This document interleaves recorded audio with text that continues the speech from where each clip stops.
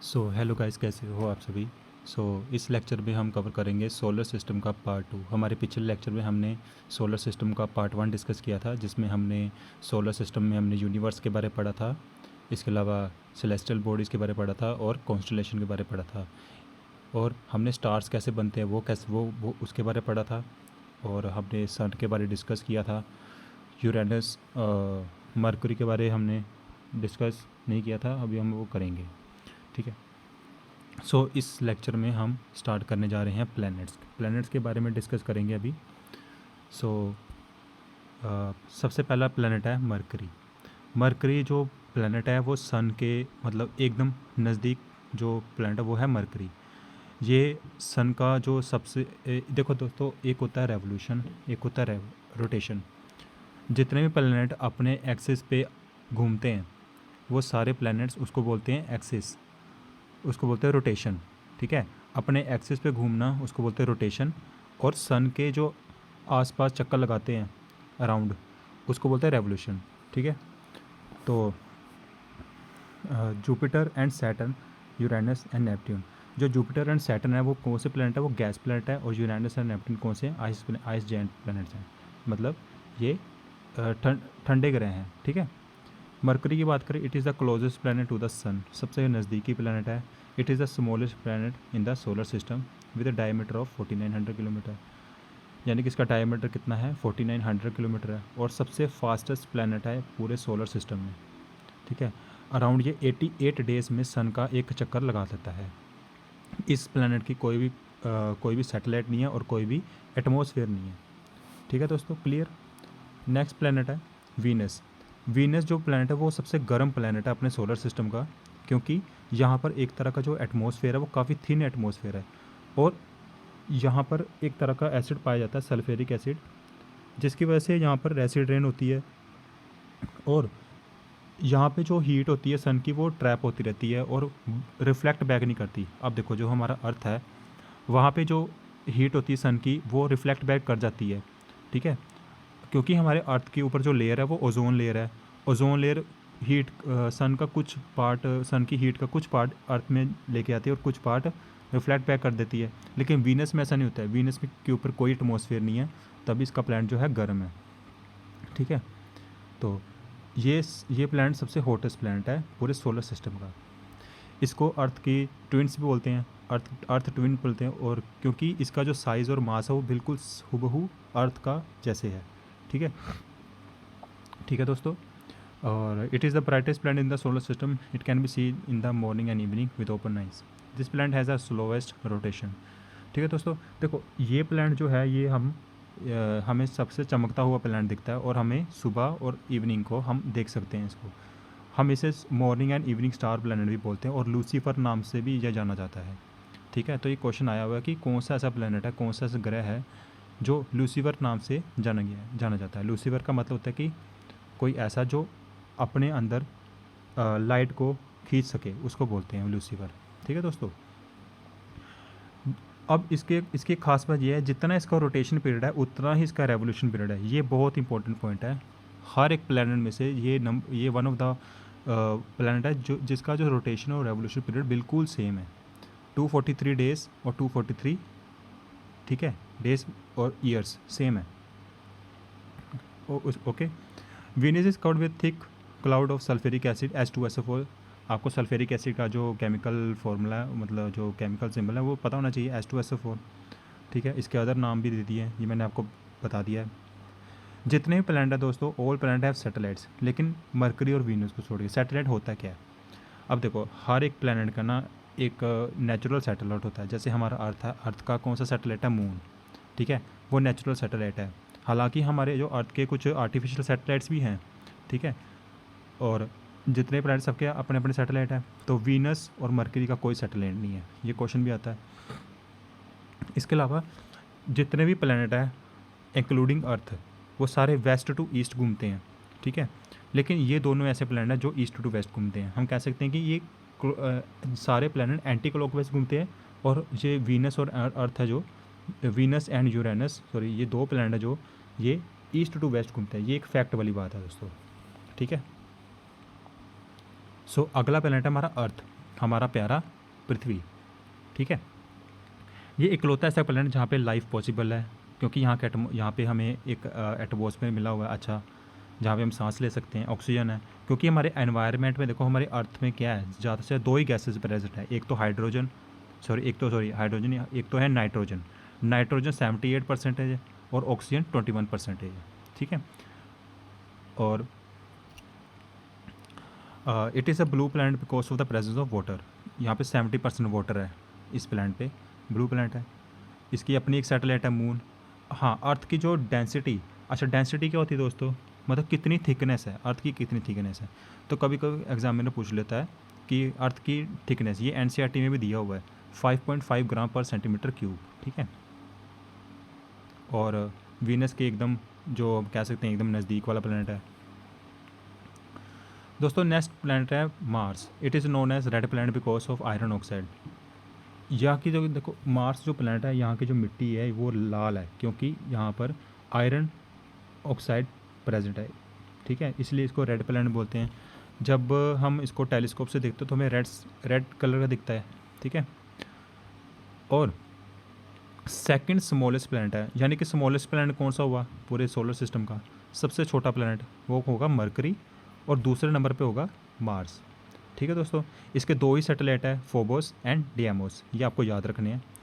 It has a thin atmosphere and surface with a valley, crater, desert and ice cap. ठीक है, Olympus Mons height है 22.25 kilometre. ये सबसे largest volcano है, tallest mountain है solar system का Mars पे। सबसे बड़ा जो माउंटेन है पूरे सोलर सिस्टम का, सबसे बड़ा mountain after the mount Everest, वो कौन सा कहलाएगा, ओलंपस मॉन्स। ये कहाँ पड़ता है, मार्स में, तो ये याद रखना। ठीक है,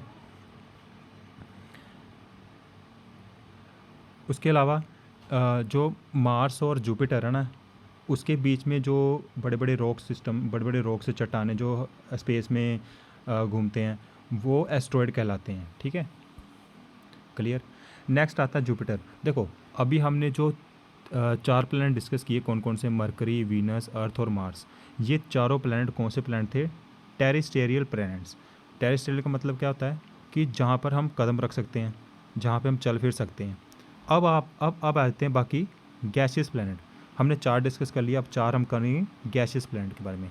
ठीक है, गैसियस मतलब यहाँ पे ये कई सारी गैसेस से मिलके बने हैं। ठीक है, जुपिटर जो है सोलर सिस्टम का सबसे लार्जेस्ट प्लैनेट है और सबसे शॉर्टेस्ट रोटेशन है इसकी, मतलब अराउंड 9 आवर 55 मिनट। अगर दोस्तों मैं आपसे क्वेश्चन पूछूँ कि सबसे लॉन्गेस्ट रोटेशन पीरियड किस प्लैनेट का है और सबसे शॉर्टेस्ट रोटेशन पीरियड किस प्लैनेट है, तो आपका जवाब होगा, आपका जो आंसर होना चाहिए, शॉर्टेस्ट की बात करें तो जुपिटर है, 9 घंटे में कवर कर देता है। और लॉन्गेस्ट की बात करें तो कौन सा होना चाहिए, देखो लॉन्गेस्ट की बात करें, रोटेशन की बात हो रही है, रोटेशन की बात करें तो लॉन्गेस्ट में आपका दोस्तों लॉन्गेस्ट रोटेशन पीरियड जो होगा वो आपका वीनस ही होगा। मैंने आपको पिछली स्लाइड में दिखाया, लॉन्गेस्ट जो होगा 243 डेज़। मैंने बताया ना, जितना उसका रोटेशन है उतना ही उसका रेवोल्यूशन है, मतलब सेम टू सेम है। ठीक है, अब जो जुपिटर का जो एटमॉस्फेयर वो किस किस चीज़ से मिलकर बना है, हाइड्रोजन, हीलियम और अदर गैसेस। ठीक है, Jupiter is the third brightest object in the night sky after moon and Venus. उसके बाद great red spot against storm in solar system exist on this planet. ठीक है दोस्तों, अगर आप इसको पिक्चर में देखोगे ना, अगर आप गूगल पे जाके, तो आपको वहाँ पे ना एक जुपिटर पे एक धब्बा सा मिलेगा। ठीक है, धब्बा सा है बना हुआ, वो मिलेगा, उसको बोलते हैं ग्रेट रेड स्पॉट। है कुछ भी नहीं, ये एक तरह का ना घूमता हुआ वो है, स्टॉर्म है। ठीक है, आंधी तूफान है।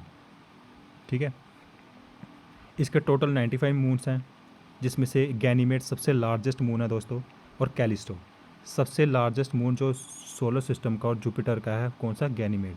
याद रखना, इसको गैलीलियन मून बोलते हैं और इसको डिस्कवर किया था गैलीलियो ने। ठीक है, गैलीलियो एक साइंटिस्ट थे, उन्होंने डिस्कवर किया था। ठीक है, इसके अराउंड जो रिंग्स हैं वो हमें दिखते नहीं हैं अच्छे से, लेकिन अभी जो अगला प्लैनेट आएगा उसके रिंग्स हमें साफ क्लियर दिखेंगे, जिसका नाम होगा सैटर्न। तो नेक्स्ट प्लैनेट है सैटर्न। ये सेकंड लार्जेस्ट प्लैनेट है पूरे सोलर सिस्टम का, ब्राइटेस्ट प्लैनेट है। इसके आसपास जो रिंग्स हैं वो उसको बोलते हैं कॉन्सेंट्रिक रिंग्स, मतलब एक रिंग के ऊपर एक दूसरी रिंग, फिर तीसरी रिंग, चौथी रिंग, इस तरह से रिंग्स बनी हुई हैं। ठीक है, है रिंग्स, वो कुछ भी नहीं है, बस एक तरह की रॉक्स हैं, वो आपस में जब घूमती हैं तो एक ही फिक्स पाथ पे घूमती है, उसको बोलते हैं रिंग्स। ठीक है, वहाँ पे चट्टानें हैं बड़ी बड़ी जो हवा में तैरती हैं उसके आसपास। Saturn is the planet with the least density, सबसे कम डेंसिटी वाला प्लैनेट है सैटर्न, तो याद रखना। It can float in water, और इसको वाटर पे भी फ्लोट कर सकता है, इतना हल्का प्लैनेट है ये। ठीक है दोस्तों, इसके टोटल 274 मून्स हैं, और इसका सबसे लार्जेस्ट मून है वो कौन सा है, टाइटन। तो याद रखना Titan is the largest moon. ठीक है, इसके अलावा दोस्तों इन 1655 hygienes discover Saturn rings and Cassini discover the gap between the rings. दोस्तों देखो, एग्जामिनर ने आपको कुछ भी पूछ सकते हैं, एग्जामिनर आपसे कुछ भी पूछ सकता है, तो आपने ये 2 फैक्ट याद रखने हैं।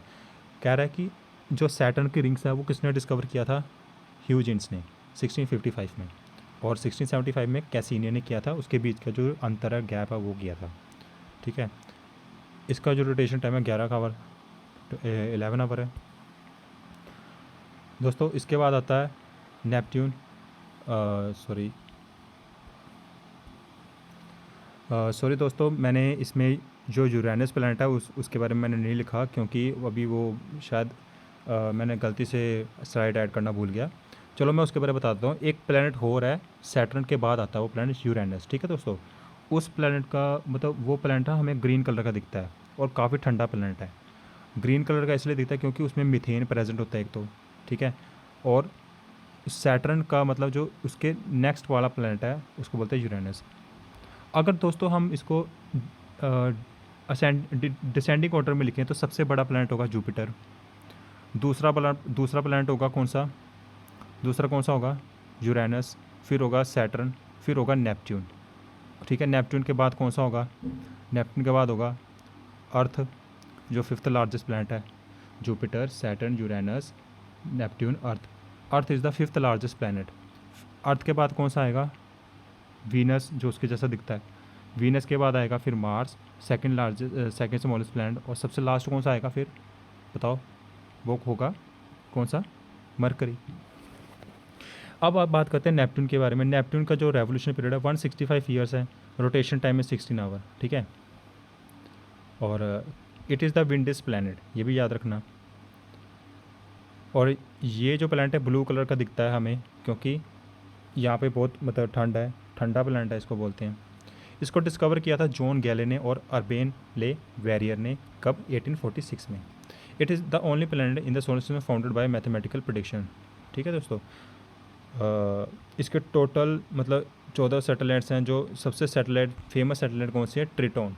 ट्रिटोन सबसे फेमस सैटेलाइट है। ठीक है दोस्तों, इसके अलावा दोस्तों मैंने आपको एक चीज़ बतानी है कि एक प्लैनेट और होता था, उसका नाम था प्लूटो। ठीक है, प्लूटो भी एक प्लैनेट होता है, लेकिन 2006 में उसको as a dwarf planet declare कर दी गया। ठीक है, बाय किसके द्वारा, एस्ट्रोनॉमिकल यूनियन। और दोस्तों प्लूटो को डिस्कवर किया था क्लाइड टॉम्बोज ने। ठीक है, किसने किया था, क्लाइड टॉम्बोज ने। इसको 2006 में इंटरनेशनल एस्ट्रोनॉमिकल यूनियन ने as a dwarf planet declare कर दिया था। ठीक है, और प्लूटो के अलावा और भी कुछ प्लैनेट्स हैं जो प्लूटो की तरह दिखते हैं, और वो भी डवार्फ प्लैनेट के कैटेगरी में आते थे। ठीक है, जैसे फॉर एग्जांपल आयरिस, मेक, इसके अलावा और भी हैं। इसके अलावा ह्यूमिया, सीरीज़, ये भी डवार्फ प्लैनेट के अंडर ही आते हैं। ठीक है दोस्तों, तो आज की क्लास में इतना ही था। Thank you and have a nice day.